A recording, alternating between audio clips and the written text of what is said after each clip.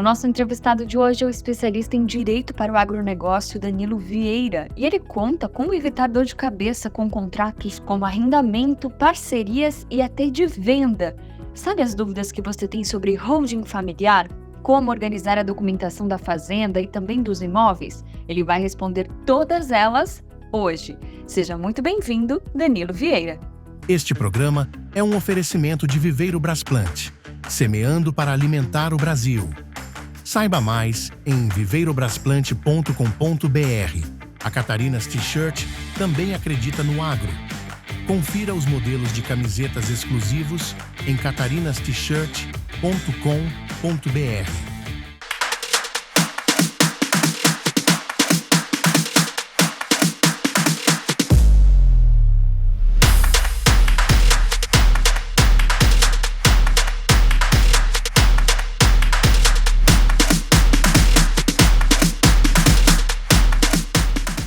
Olá, seja muito bem-vindo ao podcast no AgroPod. Hoje a gente vai falar de um assunto que por muitas vezes acaba sendo negligenciado, mas pode virar uma grande dor de cabeça, que são principalmente contratos e o direito do agronegócio. Por isso que hoje a gente recebe aqui o advogado Dr. Danilo Lima. Seja muito bem-vindo.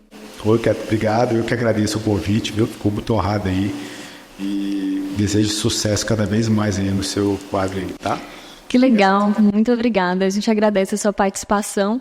E Danilo, conta pra gente, o que é o mais comum e que acaba passando aí despercebido, que os agricultores acabam deixando de lado?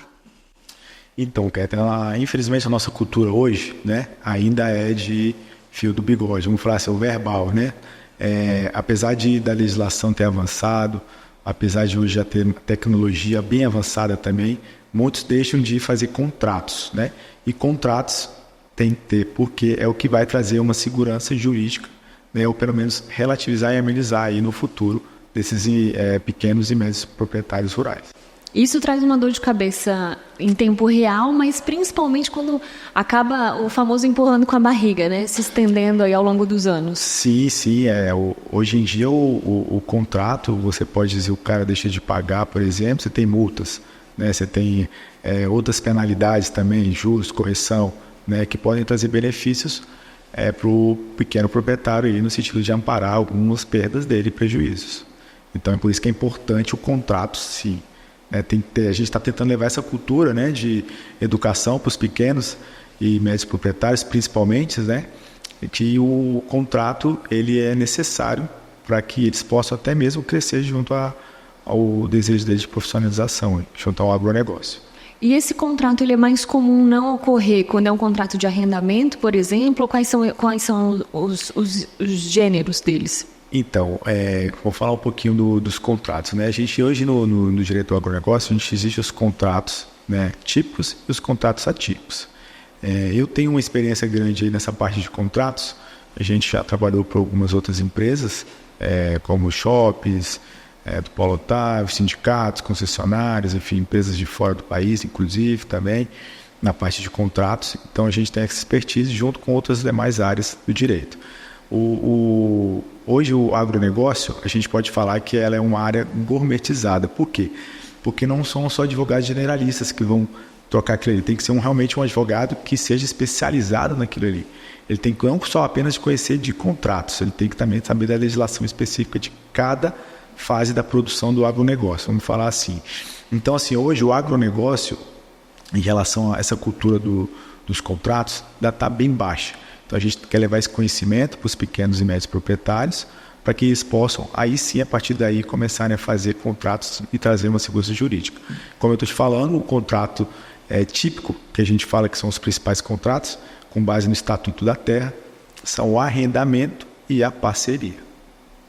Que é muito comum, geralmente quando tem uma área de terra às vezes que não está sendo explorada, né? Isso. E você acaba terceirizando o serviço ali naquela área. Isso, por exemplo, o arrendamento, ele serve muito para o proprietário ali que tem uma área que está parada, né? E aí tem um pequeno proprietário que também quer investir, então ele vai ali e faz um contrato de arrendamento por um advogado especialista, sempre deixar bem claro isso, né?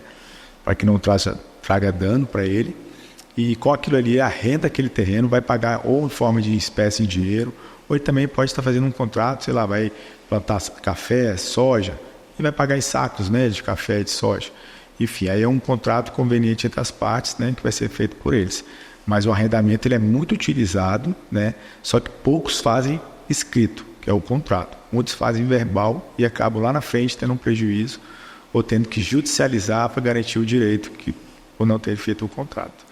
Eu queria voltar um pouquinho nessa questão que você falou sobre a importância de ter o conhecimento de várias áreas, porque, por exemplo, se ele for vender esse produto numa cotação de exportação, por exemplo, vai ser um contrato completamente diferente, ou seja, um contrato de compra de fertilizante, que é importação também. Dá um exemplo assim para frente de como que seria isso. Hoje, como é que acontece? Hoje você tem algumas fases do agronegócio, né? Então, assim, o cara que vai plantar, então, desde o início da plantação, onde você tem que ter um contrato para você comprar inseticidas, fertilizantes, até o próprio maquinário junto ao banco. Então, você vai ter que ver aquele contrato ali, como é que está, se está regular, se está realmente com base na legislação, se não está um valor alto de juros, de correção. Então, por isso que é um advogado especialista.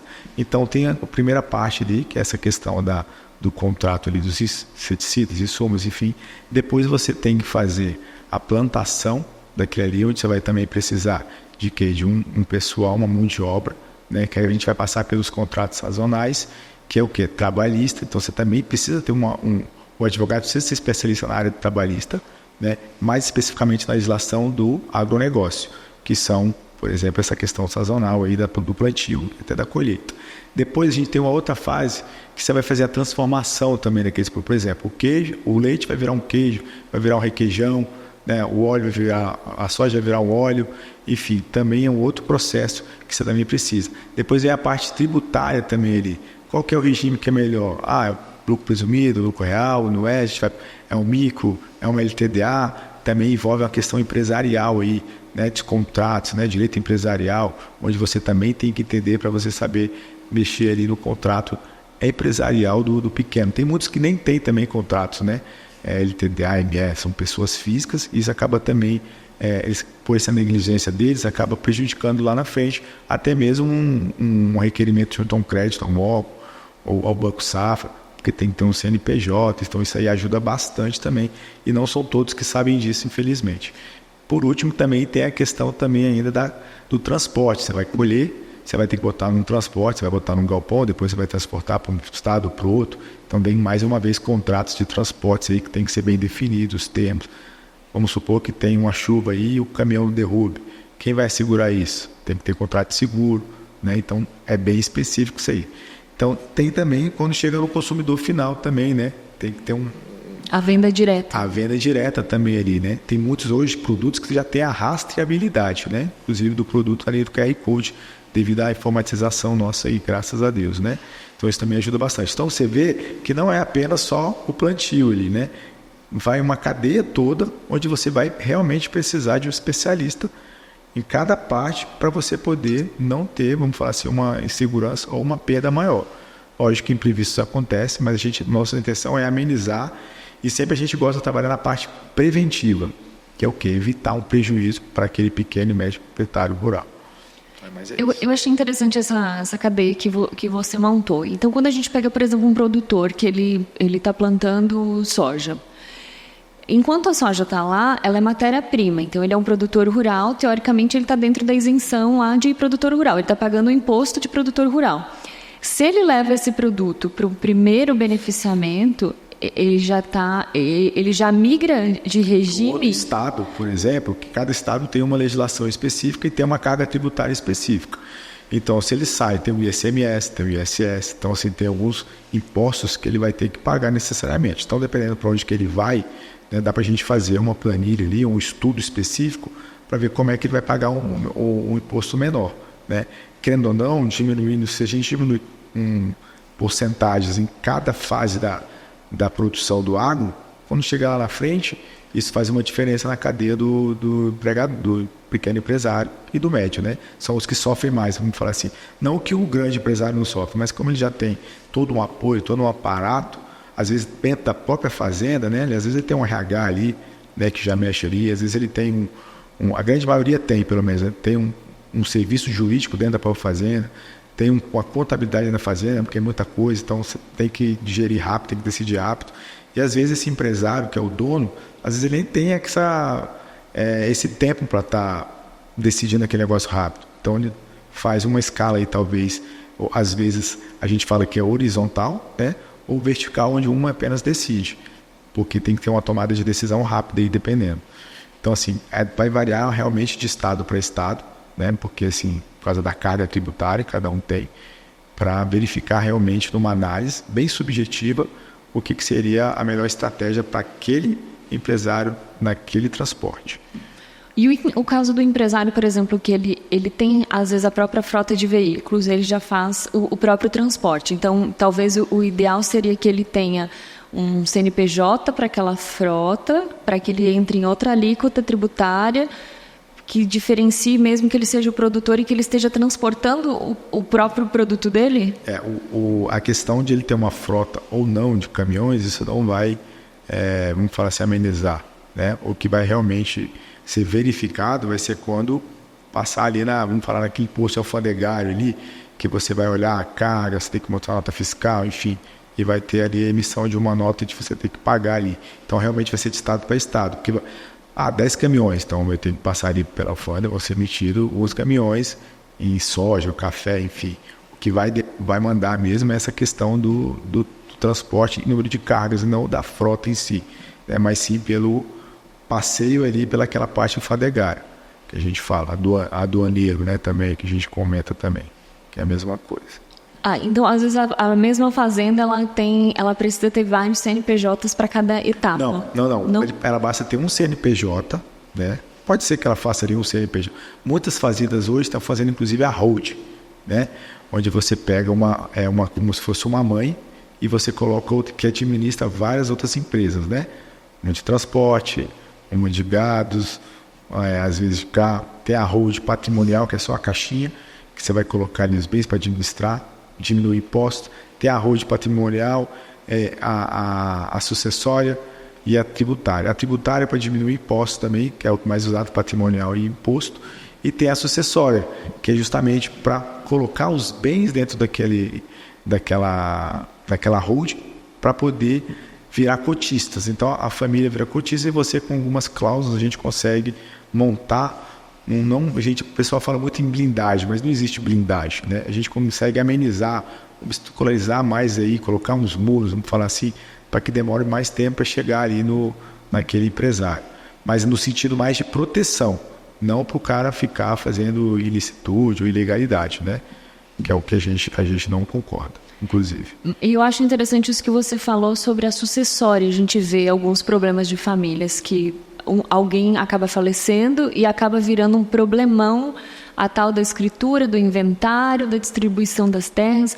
O que a holding é importante nesse momento de se pensar antes?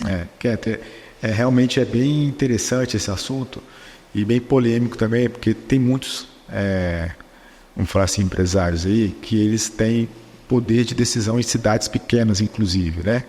Muitos são tidos até como generais, enfim, capitães, que comandam aquela cidade ali por terem muito dinheiro, muita posse. Muitas vezes não tem nenhum registro no cartório. Muitos têm um registro no cartório, inclusive são falsificados. Então, assim, tem essa questão da imposição, da arbitrariedade, né?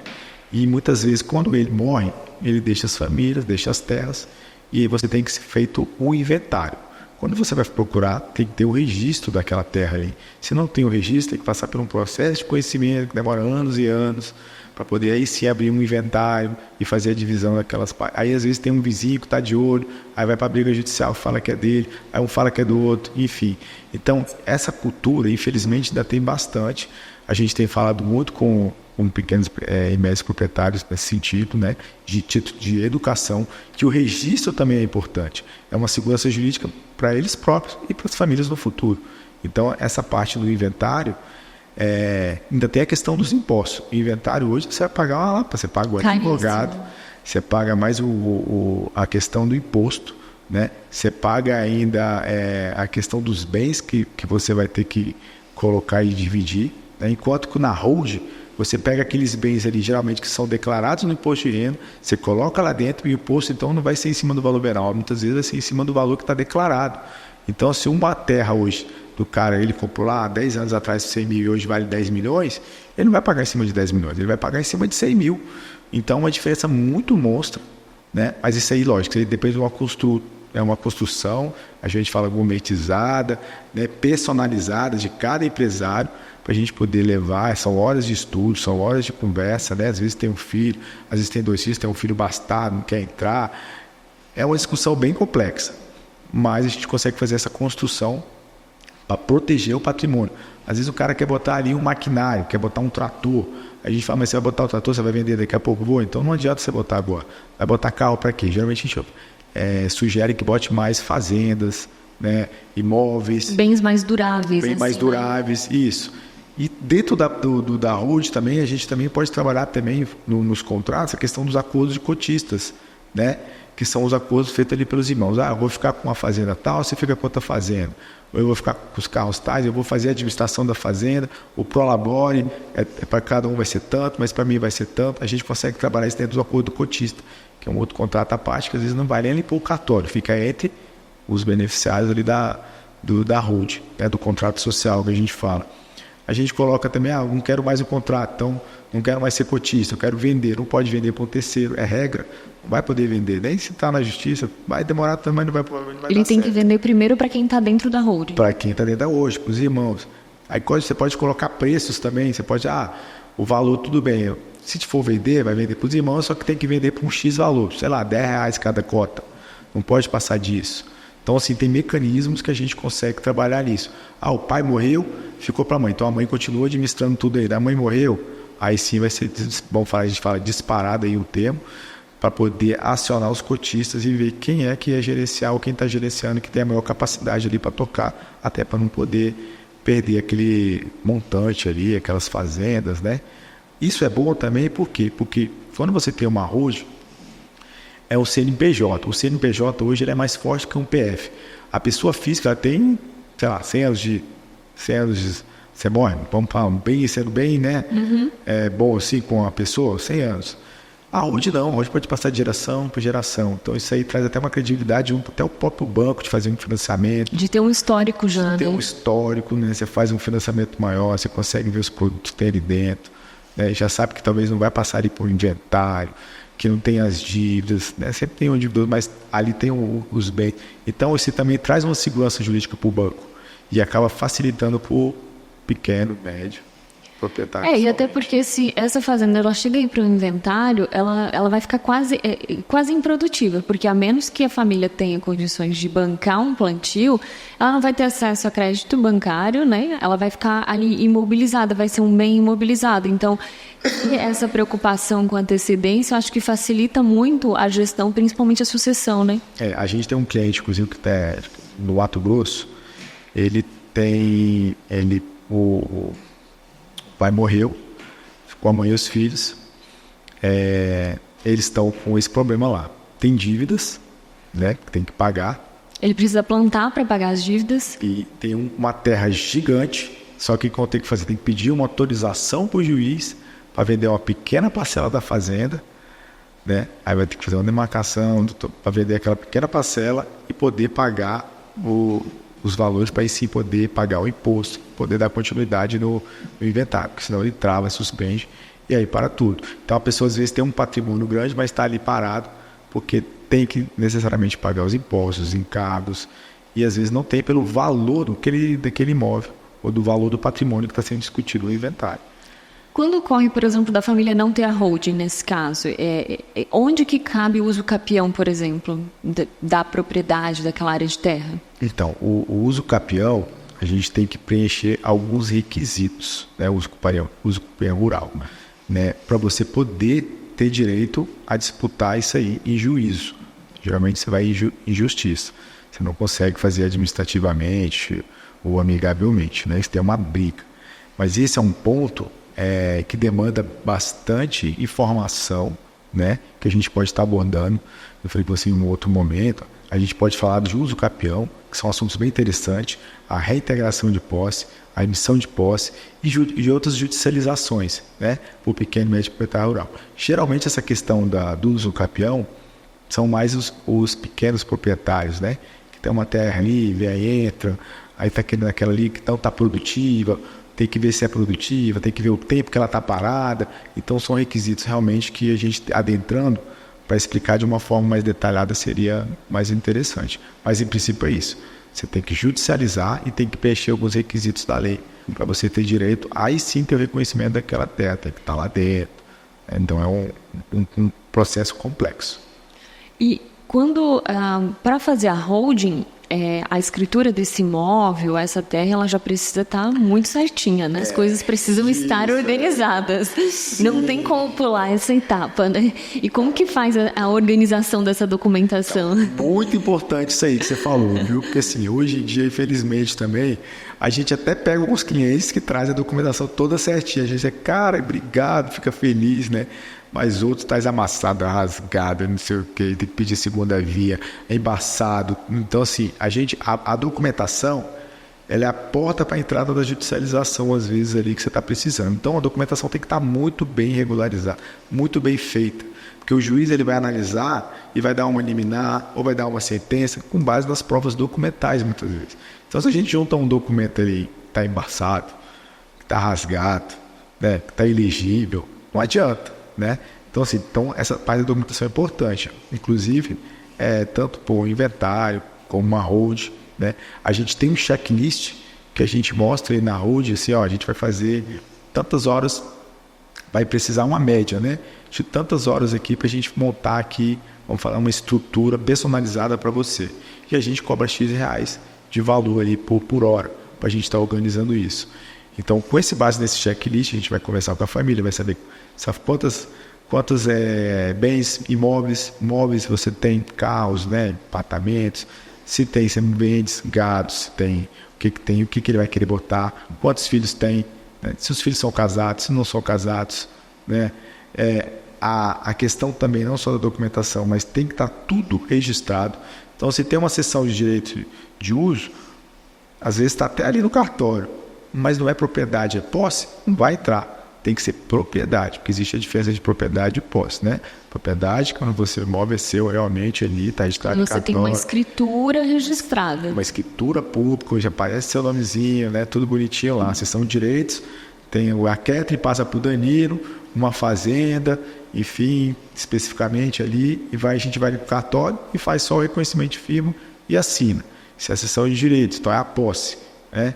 Que aí a gente entraria nessa discussão, eu estou falando de reintegração, emissão de posse, que é um assunto que é bem polêmico também. Que aí se uma terceira pessoa fosse reclamar a terra que você tem uma sessão de posse, entraria já numa briga sem fim também. Sim, porque se além você vai estar com uma reintegração de posse, eu vou entrar e falar, essa terra não é sua não, é minha. Aí tem um outro ali que fala assim, não, nem de você, nem do A, nem do B. É minha. Aí vai um barco de terceiro.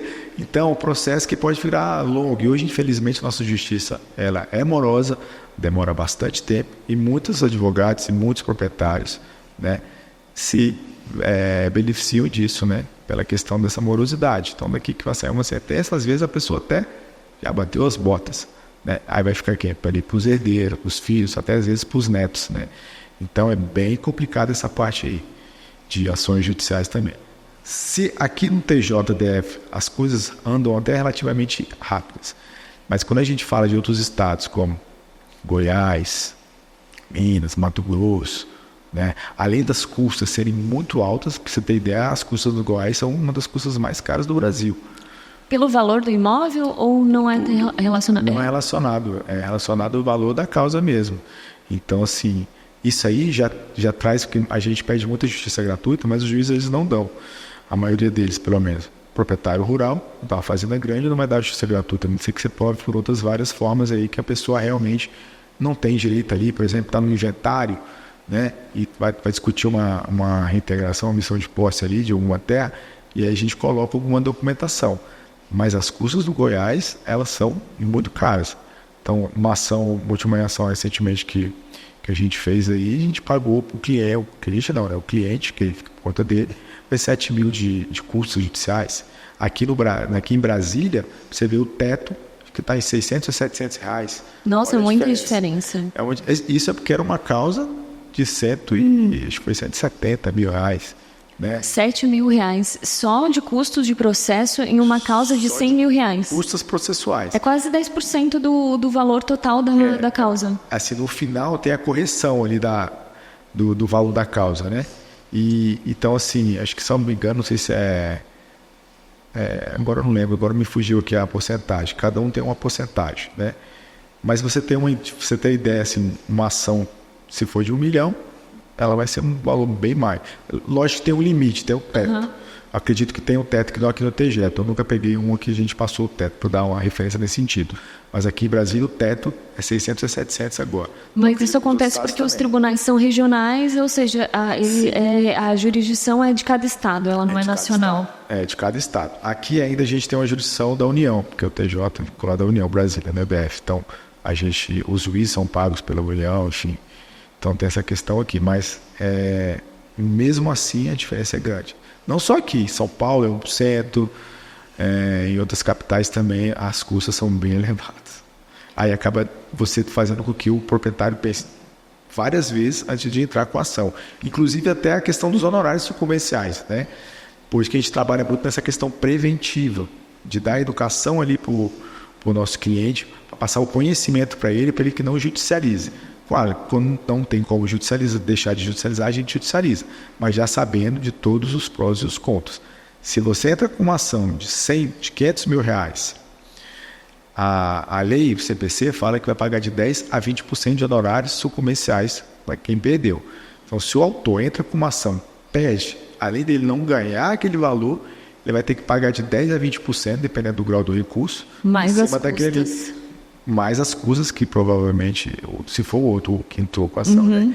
Mas os honorários comerciais são pagos pela parte vencida, né? Então, imagina ele pagar 10% de 500 mil reais, que são causas grandes, geralmente, já dá 50 mil. Corrigido ao longo dos anos, vai dar uma baba. Então, a gente explica isso para eles, né? Muitas às vezes não entendem, até às vezes pensam que é a gente que vai ganhar. Não, a gente é honorários contratuais, então tem o contrato e tem os honorários comerciais que é da ação. Então tem esse pormenor aí também que faz uma diferença lá na frente. Se for uma aventura jurídica, que é o que a gente não patrocina, Catherine. A gente não patrocina esse tipo de aventura jurídica. O que você chama de aventura jurídica? Eu vou lá abrir um processo para ver no que dá? Isso. O famoso pagar para ver. Isso, que acontece bastante, né? O advogado do anseio de pegar uma causa, de crescer hoje e ganhar uma ação, ele faz isso, só que ele esquece lá na frente, ele pode prejudicar o cliente, né? Que é o que às vezes vai falar de você ali para outros, né? Você não consegue dar uma segurança jurídica para ele. O próprio advogado vai se frustrar porque não tem uma jurisprudência às vezes pacificada, ou não tem uma tese bem elaborada, né? Ou então sabe que aquela ação ali não vai dar em nada, mas às vezes para pegar um cliente. Hoje em dia a gente tem também muitos advogados cobrando valores bem baixos, né? Que acaba banalizando a nossa classe, né? E prejudicando os bons advogados no sentido de que trabalham, que fazem um trabalhinho ali correto. E de entregar um serviço de qualidade, de fato, né? Que tem expertise, que tem alguns anos, né? Acho que toda profissão, né? Quem tem isso aí, sempre tem alguém ali que... O advogado não, porque tem que ter a OAB, tem que ter a carteira. Mas outras profissões, meu irmão faz, meu primo faz. Acaba terceirizando, porque quem está próximo e acha que sabe fazer. E acha que sabe. Então a gente tem clientes, não do agro, mas de outras áreas, que preferem fazer com outros advogados, às vezes o custo menor, acaba não sendo aquilo que eles querem, volta para o escritório, acaba que a gente tem que cobrar um valor um pouco mais alto ainda, porque assim, para a gente começar uma ação do início, ela é mais fácil, porque você vai trabalhar uma tese ali por...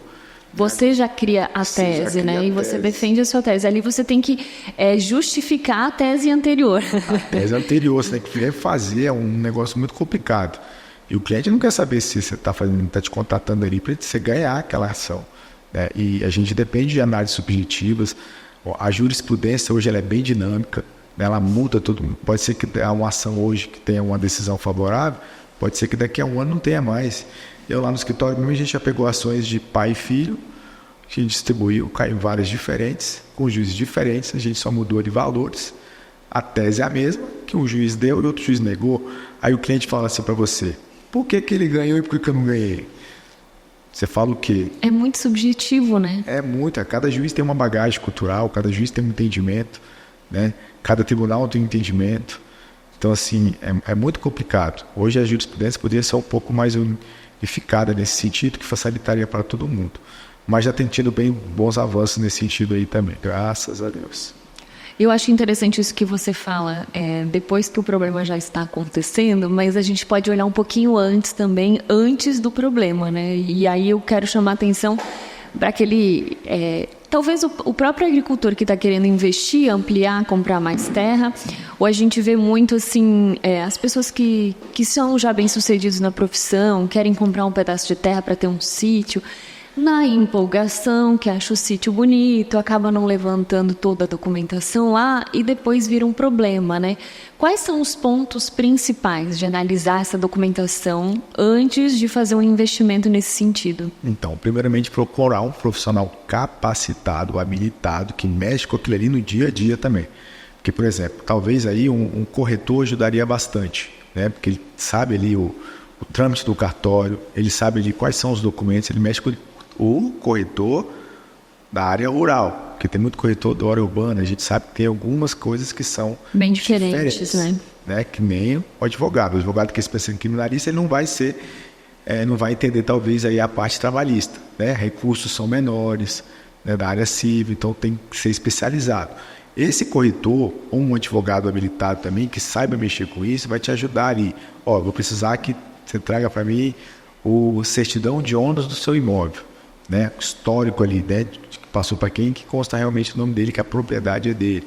Eu vou precisar de outros documentos também que você vai ter que tirar no cartório ali, sei lá, emolumentos para comprovar que são, ou planilhas de regularização junto ao TJ, se não tem nada com os nadas constas que a gente fala, né? Se não tem nenhuma ação judicial contra aquele imóvel.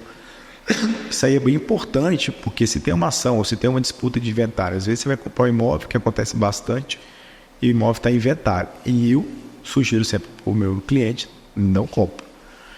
Por mais que seja um preço defasado, seja um preço bem menor de mercado, mas você não sabe quando aquele inventário vai sair. É um filho que você está pegando para criar. É o famoso depois a gente vê, né? Não, todo mundo faz isso, todo mundo compra, depois a gente vê. E aí depois sobra para quem? Os advogados. Aí a gente sai da área preventiva, vai para onde? Para a esfera judicial, porque não tem mais muito o que fazer. Comprou, vai ter que brigar judicialmente. E judicialmente você pode arrastar aí por anos. Anos que eu falo é de 3 para lá mesmo. Um inventário é um negócio complicado. Se for 2 pessoas na família brigando ali, às vezes 2 irmãos, às vezes já dá confusão. Imagina quando são 10, 8, 7. Cada um tem um advogado. Aí tem as esposas. Aí às vezes tem um irmão que morreu, deixou os 2 filhos. É uma bagunça. Para fazer um acordo no meio disso aí, com terras, né, que geralmente é disputado. Então, assim, por isso que essa demora. E nossa justiça também é lenta, no sentido de dar o julgamento rápido, breve, porque às vezes o cara dá uma sentença, dá uma decisão ali. Eu tenho uma ação, por exemplo, em Caldas Novas, no Goiás, que ela demorou 12 anos para ter uma sentença. A primeira? A sentença. É a primeira instância. 12 anos é um absurdo. É assim... Muita coisa acontece em 12 anos, né? Você vai, aí, várias audiências, como é que você vai pedir para as testemunhas lembrarem de um fato que aconteceu há 10, 8 anos atrás? Às vezes a gente não lembra o que aconteceu no ano, né? Então, assim, nesse ponto a justiça peca bastante. Até no dia da audiência de instrução, eu falei com o juiz, excelência, 10, 11 anos já, não vai sair esse ano ainda, doutor. Eu falei, então tá bom. E graças a Deus saiu. Porque ele viu a morosidade, não tinha nenhuma justificativa. Isso a gente está falando de processos pequenos, e quando são processos grandes, né? Então, assim, por isso que é importante essa questão da prevenção, e a gente bate muito nessa tecla da assessoria jurídica preventiva, para tentar amenizar prejuízos futuros. Usando esse exemplo, inclusive, por exemplo, do contrato de arrendamento. Se eu comprei uma propriedade que eu só tenho lá o direito de posse e eu quero arrendar ela para você, é possível fazer um contrato nesse caso? Cessão de direitos, quando a gente fala de posse, se você tiver a posse ali, tiver tudo certinho, o arrendamento você pode fazer, né? Agora a gente não pode jogar na hold, né, que precisa de uma documentação, vamos falar assim, mais correta, mais lícita perante a lei. Em princípio, se você tem a posse daquele imóvel, não vejo problema de você fazer um arrendamento ou uma parceria. Qual que é a diferença do arrendamento para a parceria? O arrendamento, você vai estar alugando o espaço e aquele proprietário ali, o rural, ele vai fazer ali uma plantação de café, de soja, seja lá do que ele quiser, e vai te pagar um aluguel. Em regra, é em dinheiro, mas também não quer dizer que ele não possa pagar, às vezes ali em saca de café ou às vezes soja, né? Vai depender de cada um. E a parceria juntam os dois que dividem ali as despesas e os lucros. Então, vamos plantar, vamos comprar inseticida, os dois vão gastar, os lucros deu tanto, então vão rachar os dois. Essa é a diferença de parceria, e sempre lembrando que eles são contratos típicos, que são regulamentados pelo Estatuto da Terra. Mas, por exemplo, se o arrendatário acaba não pagando o valor de arrenda e eu vou reclamar o meu contrato na justiça, eu consigo reclamar sobre esse contrato? Você consegue, em juízo você consegue, você tem uma sessão de direitos onde você comprou aquela terra ali, né, você pagou por cedente, no seu cessionato, você pagou ali, 100 mil para aquele cedente. O problema é quando esse cedente ele vende para mais de uma pessoa. Aí é o problema. Aí a gente vai entrar de novo naquele negócio das ações de reintegração, de emissão de posse, enfim, o que acontece bastante. Né? Aqui no entorno mesmo, né? Samambaia, Ceilândia, tem muito loteamento que a gente pega às vezes aí que a pessoa vendeu para 1, 2, 3. Ou então vendeu para uma pessoa falando que estava regularizado, que estava tranquilo, uma cessão de direitos, sempre lembrando isso. E chega lá, difícil, derruba aquilo ali, aí o cara vai pedir de volta, não vou te dar mais de volta não, você já está com a posse, está tudo certinho. Só que você vai ter que brigar em juízo, é uma dor de cabeça, porque assim, por mais que você construa 2, 3 vezes, você vai ficar sempre ali na cabeça assim, o órgão responsável pode vir derrubar aqui de novo. Então não te dá aquela segurança jurídica, como um registro de propriedade. Até porque a gente vê áreas de fazenda próximas, né? Os grandes centros estão expandindo. Então a gente vê às vezes o proprietário lá da fazenda, que talvez não é nem o proprietário ainda, mas ele começa a lotear e vende para várias pessoas. E às vezes até perto de ribeirinhos, de lugares que você não pode, né? Que você vai mexer com a legislação ambiental. E aí vem uma outra questão, que você não vai só estar denegrindo a questão do solo, das águas. Você pode ser pacífico, inclusive, de receber multas. De ser um crime ambiental. Crime ambiental. Então, assim, as pessoas, elas às vezes não imaginam que podem passar por esse problema. Às vezes até são leigas. Então, por isso que a gente está com esse projeto, com essa questão de levar realmente conhecimento para os pequenos, para os médios proprietários, para as associações, né? A gente está divulgando isso aí, porque é muito importante para eles. Eu acho que quanto mais pessoas tiverem esse conhecimento, é melhor para todo mundo, né? Para contadores, para corretores, para advogados e para os próprios empresários. É isso que você fala, acho interessante estar dentro das instituições também, né? Porque por muito tempo a gente viu também umas divisões do direito que talvez não contemplassem tanto o agronegócio, né? E você, inclusive, recentemente tomou posse na comissão do direito de agronegócio da OAB aqui de Brasília, né? Isso, a gente, semana passada, a gente tomou posse, né? Fazendo agora parte também da comissão, que a gente está ajudando aí, né? Eles aí, recentemente eu vi que eles fizeram, inclusive, um evento que foi aí acho que foi na Granja, que eles fizeram, foi bem divulgado, não sei se você chegou a... Sim, eu acompanhei a divulgação, Eles fizeram lá, então assim, eles estão bastante atuantes e a gente entendeu, né, se é necessário entrar nisso aí para estar ajudando, para estar ganhando conhecimento, levando conhecimento e aprendendo, né, que eu acho que é importante isso, aquele negócio da cooperação, né. Tem muitos advogados que falam assim, não vou falar com outro advogado porque é meu concorrente, mas eu acho que quanto maior, vamos falar assim, os braços dados aí, maior a gente alcance de todo mundo. Acho que é bom para todo mundo levar conhecimento para essa população que é tão carente. Às vezes elas não sabem realmente porque são leigas, né? E quando a gente fala, não tem isso não. Aí a gente tem que explicar, falar, informar, para poder que eles não sejam prejudicados. Porque muitos hoje, infelizmente também, a gente tem todas as classes, mas muitos deles levam, vamos falar um termo mais tranquilo, levam uns boladas aí nas costas, né? De advogados que vão ali e falam que vão fazer uma hold, aí o cara faz ali só um contrato social e dá para o pequeno empresário ou para o médio. ou para um empresário da associação e fala que a UD está pronta. A gente sabe que não está pronto. O contrato social é a primeira fase para você fazer uma UD. Você faz, depois você tem que fazer uma outra alteração contratual, botar os filhos, você tem que botar os bens, você tem que pagar impostos. Então, assim, é bem complexo, não é um negócio. Então, assim, tem várias pessoas que reclamam disso. Às vezes tem pessoas que reclamam que não tem o registro do cartório, porque pensaram que o advogado falou que era, ou o contador falou que era SAT, e quando vai ver não é. Às vezes até por falta de conhecimento do próprio contador, corretor, advogado também, que não é especialista, é um cara generalista. O que é generalista? É o cara que pega várias causas aí de assuntos aleatórios e não tem uma expertise em nada. Né? Por exemplo, a gente tem expertise nessa parte de contratos. Contratos hoje tem que botar as obrigações de um, obrigações do outro.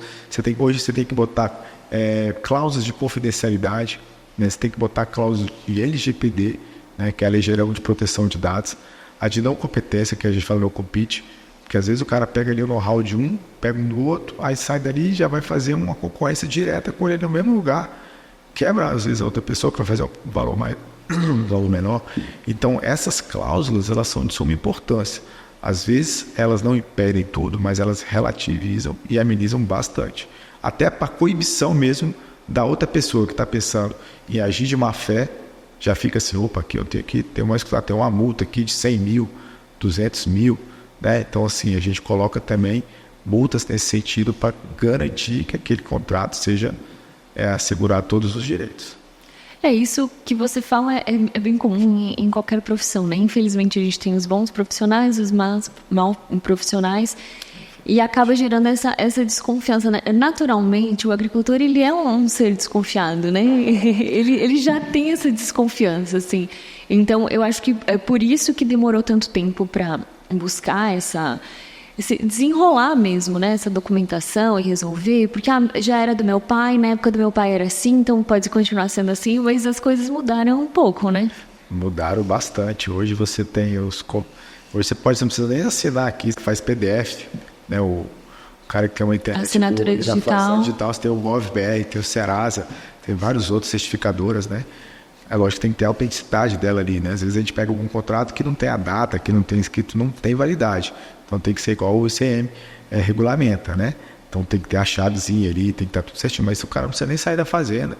Hoje você tem esses sites aí também, que o Zip, SetSite, sei lá, que você também são plataformas que você coloca o contrato ali e repassa para todos, cada um vai assinando. Tem que ter as testemunhas. É importante que os contratos tenham as testemunhas também. É isso que eu estava deixando de falar. Porque o contrato com testemunha, ele te dá uma segurança jurídica no sentido de executar aquele contrato. Se o contrato falta algum requisito, seja assinatura de uma parte, seja uma testemunha, você tem que passar por um processo de conhecimento. O que é isso? Você vai buscar uma sentença favorável.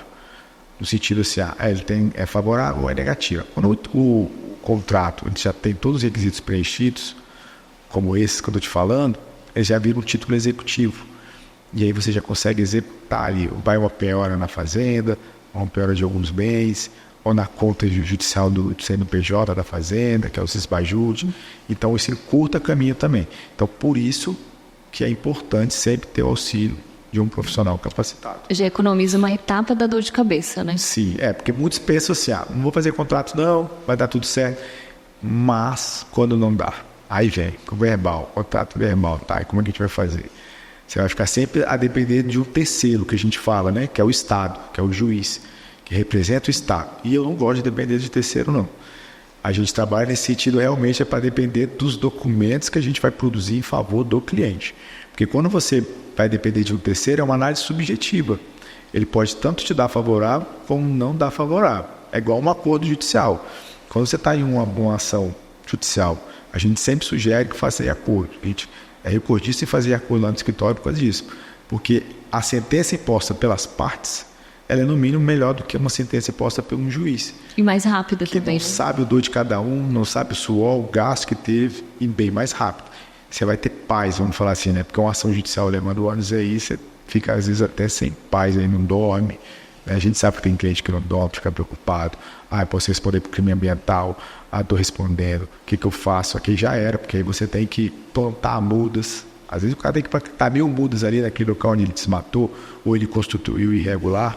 né? Às vezes nem a multa, às vezes quando é só uma multa e o cara tem dinheiro, não resolve, tem que e só fazer aquele plantio ali. Mas e quando não tem essa questão? É um crime realmente que ele corre risco de preso. Então tira o sono do empresário.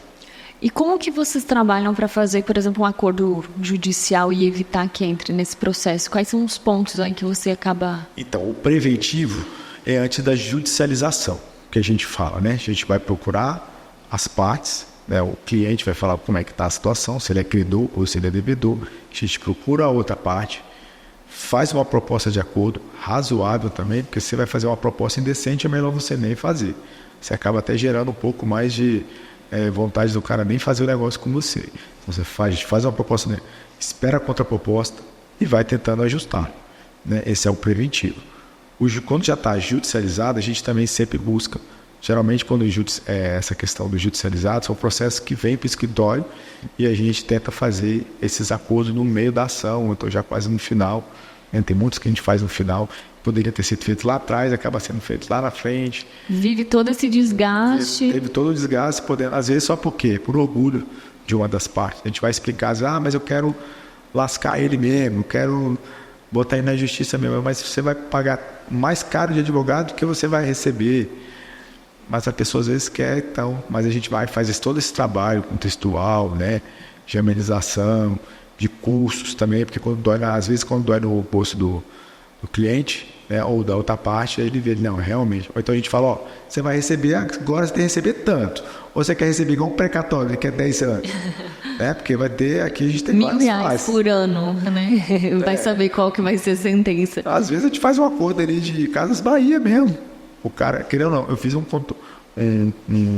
acordo recentemente, que foram 36 parcelas por cliente de 4.500. E, cara, melhor tu receber agora do que receber tudo, né? Tu vai receber pelo menos... mas corre de não pagar, mas tudo isso que tem, mas está correndo que você não vai receber. Então você já vai ter recebido alguma coisa. Então é importante ter essa mentalidade também, né? De que o acordo é bom para todo mundo. Não só para os juízes, para os advogados, mas principalmente para as partes que vão estar recebendo aquilo ali. Ouvindo você falar, você se considera mais advogado ou mais psicólogo, Danilo? Olha, eu vou te falar, viu? Eu costumo falar que a gente é os dois, viu? A gente trabalha muito essa parte de psicologia, né, com o cliente, porque não é nem no sentido realmente de querer entrar na mente dele, mas é de mostrar realmente os viés, os caminhos que você tem infelizmente hoje, assim, na nossa advocacia, né, no nosso judiciário, que é moroso. Então não adianta você falar assim, você pode ter uma sentença, até mesmo pequena causa, hoje em dia demora um ano e meio, não é um negócio, pequena causa vai ser rápido, não vai, tem vários tipos de recursos que você pode fazer. Às vezes o cara quer só protelar, empurrar com a barriga e consegue, né? Então assim, essa questão do estudo, da cultura, né, de levar esse conhecimento, né, dessa educação para os clientes, de que às vezes um acordo ele é sempre vantajoso, tanto é que os próprios tribunais, o judiciário, tem vezes que tem 11 vezes no ano que eles fazem semana da conciliação, porque eles entendem também que a conciliação é importante. E dá mais agilidade para os processos, né? Diminui o processo para eles também. Então, se tem 100 processos na vara, faz 10, já são 90 agora só. Você diminui a carga deles de trabalho, eles trabalham com mais qualidade, também está defasado um pouco, tem poucos funcionários, né, servidores públicos. Toda hora tem ação, ainda mais com essa agora da questão do PJE, né? Hoje você da área de informática, qualquer hora você entra com uma ação. Não precisa você entrar no horário de tribunal ali, que antigamente foi horário de tribunal, tinha que levar lá a folhinha, né? Para suportar o pedido, fazer o pedido. Sou tão velho assim não, mas eu passei por essa fase aí. Foi recente, foi dia 10. Foi um tempo desse. E aí hoje não, hoje você faz meia-noite, então o seu prazo é até o dia 25, então você tem até às 23h59 do dia 24, você protocolar. Se passar, aí você já perdeu o prazo. Então assim, isso ajuda bastante também. Então tem muitas ações. Que legal. Bastante. Das áreas aí do direito que você já passou, o que foi que te chamou mais atenção no agronegócio? Então, o agro assim, eu costumo falar uma frase assim, né? O agro é tech, o agro é pop, né? Que todo mundo fala aí, né? A gente agro é tudo. Então, assim, a gente sempre vê essas propagandas, né? E eu sempre vi muitas pessoas falando, né? Pessoas mesmo, né? Da área, que tinha poucos profissionais, até outros profissionais que trabalhavam nessa área, que tem poucos profissionais capacitados. Que realmente entendem a dimensão, né? Entendem e que tem o intuito de ajudar, né? Porque tem muitos profissionais que querem intuito só de explorar, né? E aí vem essa cultura, talvez, do agricultor, do pecuarista, né? Tipo, o cara ali, advogado já tem uma manchinha assim, né? De, advogado todo mal. Quer tirar vantagem o tempo inteiro. Então assim, mas não são todos, a gente não pode generalizar. Tanto é que a gente tenta ser o máximo transparente, o máximo ético com cada cliente, mandar mensagem, sempre estar atualizando, né? Dos processos, para trazer a transparência e essa segurança. Porque tem muito advogado que não faz isso, como em outras profissões, né? Se o cliente entrar em contato com ele, se não entrar, avaliação.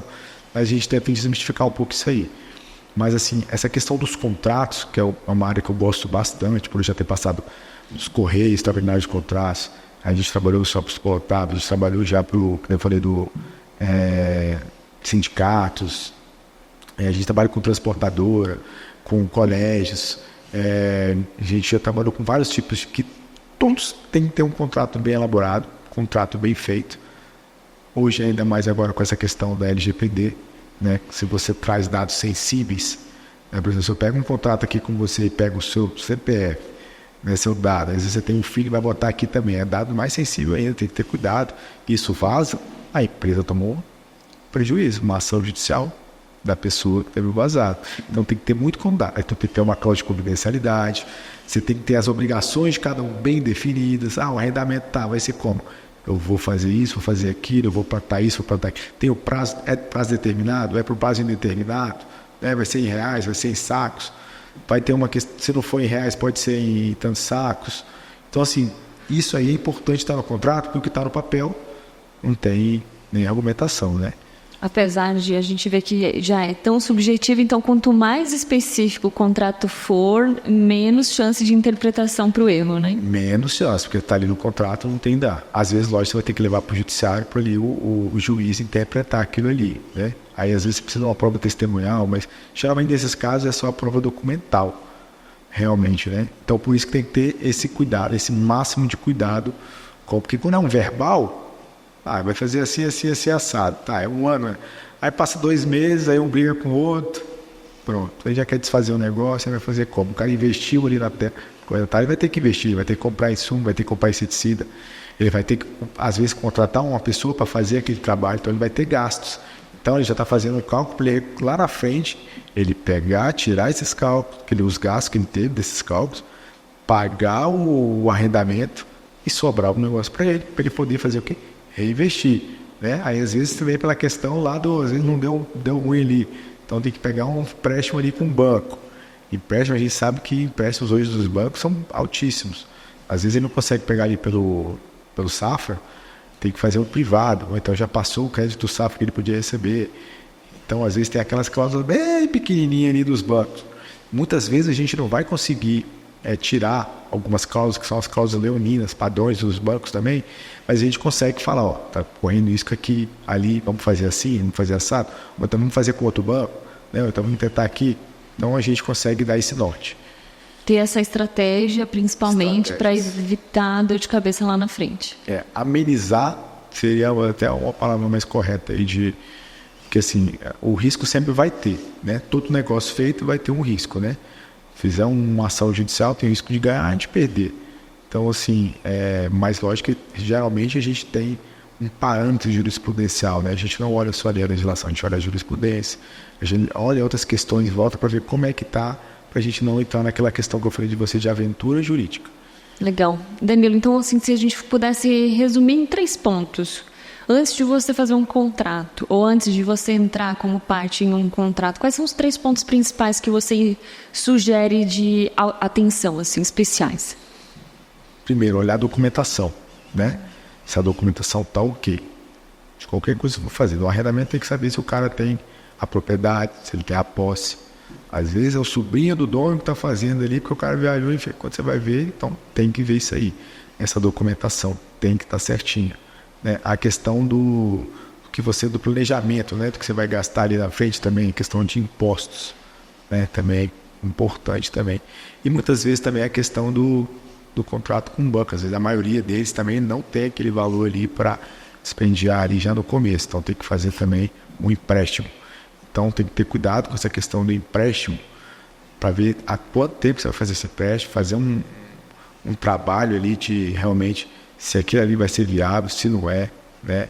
A questão da terra também, se essa terra ela é produtiva ou não é, e principalmente fazer o contrato que você está fazendo, típico, né? Que é arrendamento ou a parceria, para você regularizar isso aí e ter um documento em mãos. E se resguardar.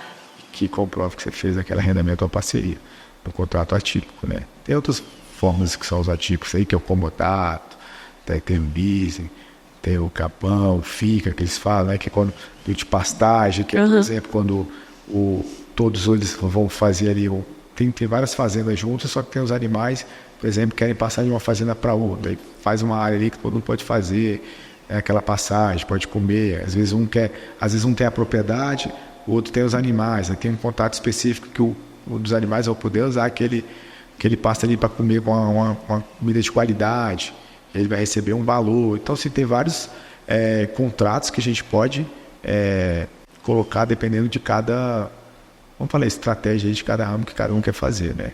Que legal. Eu acho que você conseguiu dar um bom panorama, assim, né, de alguns alertas do que as pessoas precisam prestar atenção e também de como tentar desenrolar, porque pode virar um imbróglio ali, um novelinho que você tem que começar a puxar esse fio e tentar desenrolar, né? Eu esqueci de falar também, pontuar, da questão dos riscos e problemas jurídicos, né, recorrentes do agronegócio, né? Que devem ter, né, esses proprietários, né? A questão principal é a legislação ambiental, né? A gente falou um pouquinho aqui, mas a legislação ambiental realmente é importante, porque você não pode, né, de forma alguma, trazer nenhuma prejuízo ali para o rio, né? Às vezes para um lago. Atenção àquela porcentagem específica da sua região, da reserva legal, principalmente, isso, né? Reservas legais, né? Você tem que ter isso, porque se tem uma denúncia, um órgão chega fiscalizador e vê que está tendo um desmatamento, que está tendo uma poluição, que você construiu numa área que não poderia, né? Você vai te gerar uma atuação, você vai ter que responder ao órgão, ao IBAMA, à superintendência, enfim, ali do Estado, né? Você vai ter que contratar um advogado. Então, por isso que a questão da prevenção sempre é importante. Você contrata uma assessoria jurídica, onde vai estar te dando ali os pormenores, né, pelo menos para relativizar, dizer para você ali onde você vai ou não vai, o que você pode fazer ou o que não pode fazer, e você evita esse tipo de problema lá frente. Não só dor de cabeça de responder uma ação, mas talvez uma multa, às vezes tem que plantar não sei quantos mil pés aí, para estar regenerando aquela parte ali onde você desmatou, né? Às vezes também você não tira o sono ali, falando nessa questão de você pensar que vai preso, né? Então, essa legislação ambiental, se cumprir, ela é importantíssima. Mas a fazenda minha, ninguém vem aqui.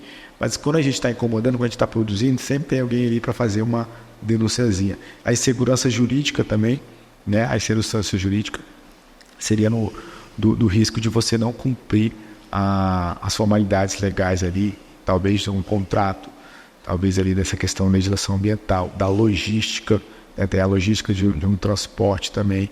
Você tem que fazer um contrato ali também de um caminhão que vai levar para outro lugar.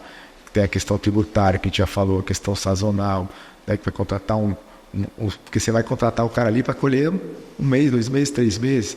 Ele não vai ficar colhendo aquela soja ali. É um contrato temporário, né? É um temporário. Então, assim, e aí, dependendo, se você não fizer um contrato legal, dentro da legislação específica, você pode tomar uma ação trabalhista de reconhecimento de vínculo. O cara ficou ali trabalhando, não sei que seja, mas tem que ser contratos específicos. Então, é muito importante, né? Essa questão do contrato sazonal é muito delicada, né? A gente até recebeu recentemente o Rafael Corsino, que é presidente da Associação Nacional dos Produtores de Alho, ANAPA. E ele falou justamente disso, da dificuldade de ter uma legislação específica com os termos de acordo com a lei para que se possa ser cumprido. Porque da forma com que é hoje, é muito complexo, né, conseguir cumprir. E ele falou justamente da questão de que os trabalhadores que já recebem, por exemplo, o Bolsa Família ou algum outro auxílio, eles não querem ser registrados, porque senão eles vão perder o auxílio. Ou benefício. Exatamente. Então isso acaba virando... O produtor fica refém, porque ele precisa ter um contrato para contratar aquela mão de obra, mas a mão de obra só quer ser contratada sem contrato. Mas aí cabe a gente sempre fala na trabalhista, tá? Muitos clientes nossos, eles não contratam, porque às vezes, porque eu estou esperando sair deixa eu terminar meu seguro-desemprego lá do outro contrato. Eu tenho um benefício, que se eu for fazer aqui o contrato, a CLT e tal, vou registrar minha carteira, eu vou perder o benefício. Então, assim, o empresário, o empregador, ele já tem que barrar dali, porque ele vai correr um risco muito grande e a Justiça do Trabalho não quer saber se o cara é própria torpeza, né, se ele fez de má fé, o empregado... Se ele estava com a intenção de ajudar, às vezes, aquela pessoa... Não quer saber, ele trabalhou 2 anos, 3 anos, não teve a carteira registrada, mas, seguro-desemprego há 6 meses no máximo, por que não registrou depois, então? Então foi ficando. Por que foi ficando? Porque era, no mínimo, que era bom para o empregador, que deixa de recolher alguns, né? Terceiro, férias, um terço, FGTS, INSS, que é o que mais acontece. E isso aí, quando sai uma ação trabalhista, dependendo aí do tempo aí tem a multa de 40% do FGTS, isso aí gera um valor altíssimo, que a depender da empresa pode até quebrar a empresa. Com a área rural não é diferente, né? Então, por isso que tem que ter cuidado com essa questão, realmente, dos contratos. E muitas vezes, realmente, o empregado ele não quer fazer. Ele não deseja fazer, né? Ele, às vezes, começa a fazer outras funções, tem um acúmulo de funções.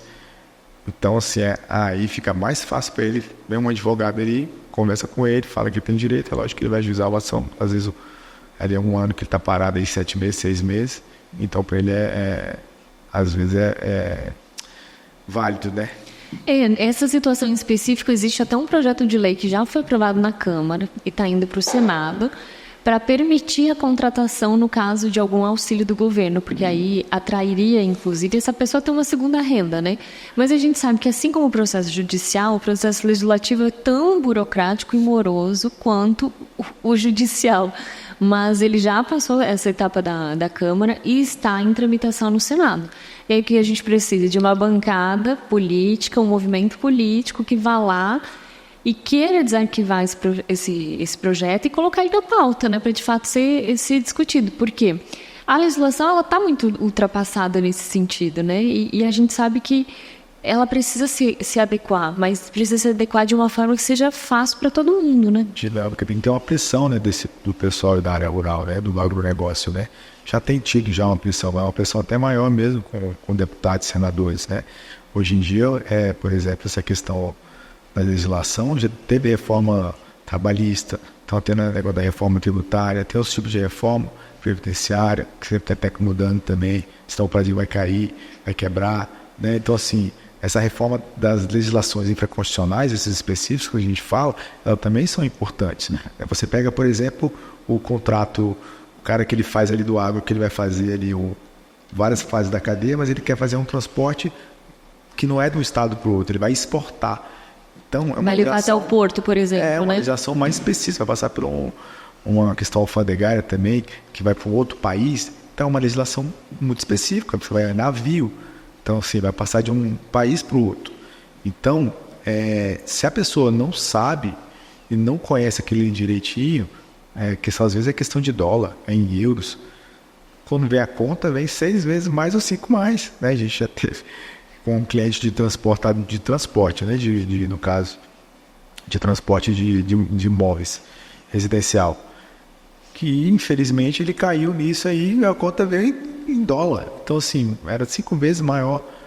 Então, você tem que ter muito cuidado, tem que se atentar muito. No vídeo, eu falei, pois é, mas está aqui, você assinou, então você assinou, né? Então, por isso que essa questão preventiva é muito importante, cara.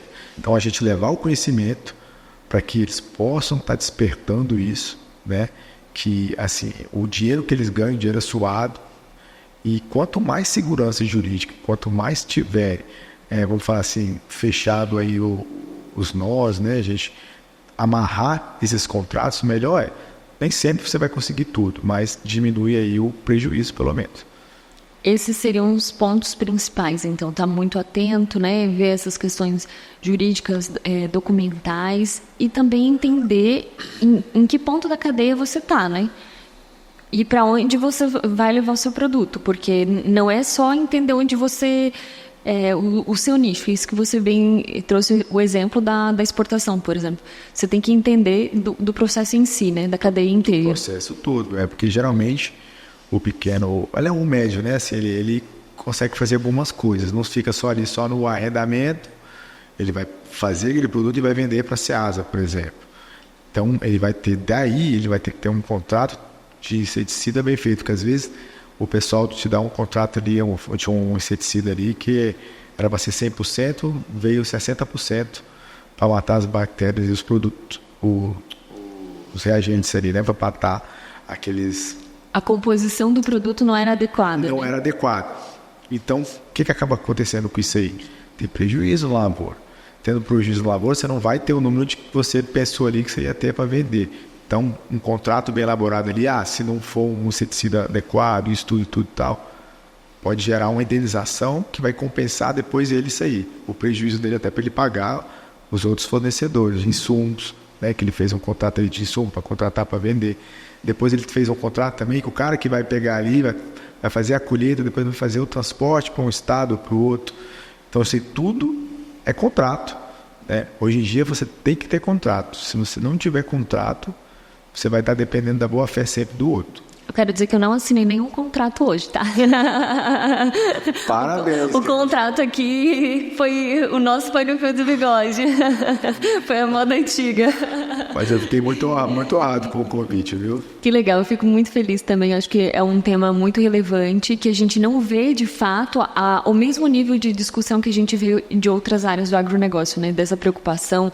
O ambiental a gente até vê um pouco, né? Eu acho que começou a se falar principalmente depois do desenvolvimento aí da cadeia de créditos de carbono. Então, muita gente está preocupada em aproveitar as áreas nesse ponto. Mas essa questão contratual, eu acho que ela ainda precisa evoluir muito em várias questões, né? Sim, dentro do agronegócio, principalmente. Hoje em dia você tem contrato de locação. É difícil ver um contrato feito verbal. Tem que ter um contrato escrito, né? Como qualquer outro tipo de compra de imóvel, um contrato com promissão de compra e venda de imóvel, depois tem o contrato de compra e venda de imóvel. Então, assim, hoje é tudo contrato. Você vai comprar um carro, também tem que ter um contratozinho, fazer empréstimo tem que ter contrato, porque isso aí é o que vai resguardar. A gente costuma brincar assim, até com um amigo a gente faz contrato. É verdade. Às vezes a gente fala ali, daqui vai ser tanto, mas daqui a um ano a gente não lembra mais. Então tá no papel. E às vezes pode acontecer uma fatalidade de aquela pessoa vir a falecer. Então você vai ter que lidar com a família. E a família não sabe o que vocês acordaram. É o direito da família, né? Dos herdeiros, às vezes tem ali um RPV para receber da Justiça Federal, tem um precatório para receber, que demora tanto tempo aí, né? E tem um contrato ali que vai receber tanto o advogado vai receber tanto de honorários, que foi assinado depois a gente joga no inventário, né? Vai fazer a habilitação, enfim, mas está tudo no papel. Então a gente, além da gente fazer esse tipo de todos os contratos, a gente também faz tudo que entra no escritório é emitido nota fiscal, né? Porque a gente tem que acompanhar aí a legislação e o que fala, o que é certo, né? Com certeza. Para a gente assinar o nosso contrato, então, quero te dar um presente aqui do nosso patrocinador, Catarinas T-Shirt. Obrigado. Para você vestir o agro. Deixa eu abrir aqui para mostrar o perdão. Uma camiseta exclusiva do podcast no AgroPod. Gente, muito obrigado. Danilo também é do agro. Green, Quem quiser conhecer esse modelo, inclusive do Danilo, que é esse que eu estou usando também, que é a versão feminina. Lá, acertamos. Olha, que legal. Muito obrigado. Confira lá no site catarinast-shirt.com.br. Danilo, que prazer te receber. Muito bacana conhecer mais sobre a sua área e a gente vê tantos percalços, né, que você precisa estar atento e principalmente saber como resolver depois que o problema acontece. Verdade, é muito importante isso, tá? Então, assim, a sugestão é que realmente sempre procurem um profissional capacitado, habilitado, seja um contador, seja um corretor, seja um advogado, a depender, né, do serviço que você vai estar prestando ali, que o cara tenha uma expertise, porque às vezes não basta só ser da área, tem que ser um corretor específico da área rural, um advogado da área rural, do agronegócio, né, ou da legislação ambiental, porque nem todos os profissionais têm aquela capacidade ali para estar desenvolvendo em todas as áreas. Quem quiser te encontrar, tirar alguma dúvida, te encontra onde? Quer deixar teu Instagram, teu telefone? O Instagram é o Advocacia Paula Lima, né? Tem o meu @Advocacia Paula Lima, tem o @TV Danilo com 2 L's, que é o meu também, e o meu telefone é o 61 984 14 5453. Estamos à disposição aí de todos vocês para estar levando conhecimento, tá? E contem comigo. Que legal. Nilo, obrigada. Foi mais uma vez uma honra aí te receber. Gostei que você gostou do presente, vestiu o agro. Com certeza. Que bacana. E assim a gente encerra aqui mais uma vez esse podcast que é tão legal, que traz tanto conhecimento e que é tão prazeroso de fazer, de ouvir as pessoas que falam do agro e principalmente que fica essa sensação de que a gente possa estar ajudando e trazendo mais conhecimento para você também. Eu fico por aqui e a gente se vê na próxima semana. Até mais! Este programa é um oferecimento de Viveiro Brasplante, semeando para alimentar o Brasil. Saiba mais em viveirobrasplante.com.br. A Catarinas T-Shirt também acredita no agro. Confira os modelos de camisetas exclusivos em catarinast-shirt.com.br.